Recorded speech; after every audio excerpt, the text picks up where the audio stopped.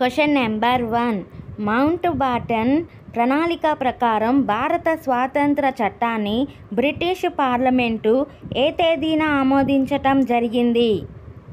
Answer 1947 జూలై 5న. Question number 2. భారత స్వాతంత్ర చట్టం బ్రిటిష్ రాణి ఆమోదం ఎప్పుడు పొందింది? ఆన్సర్ 1947 జూలై 18న. Question number 3. భారత స్వాతంత్ర చట్టం ఎప్పటి నుండి అమల్లోనికి వచ్చింది?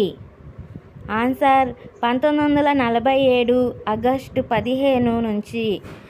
Question number 4.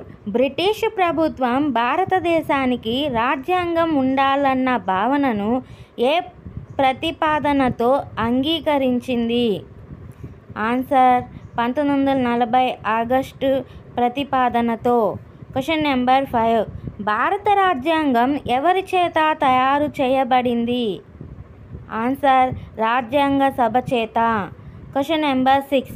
రాజ్యాంగ సభ క్యాబినెట్ మిషన్ ప్రణాళిక ప్రకారం ఎప్పుడు ఏర్పాటు చేయబడింది? ఆన్సర్ 1946 నవంబర్లో. Question number 7.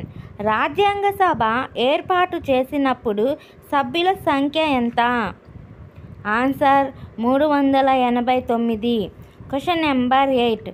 రాజ్యాంగ సభ మొదటిసారి 1946 డిసెంబర్ 9న ఎక్కడ సమావేశమైంది? ఆన్సర్ ఢిల్లీలో. Question number 9.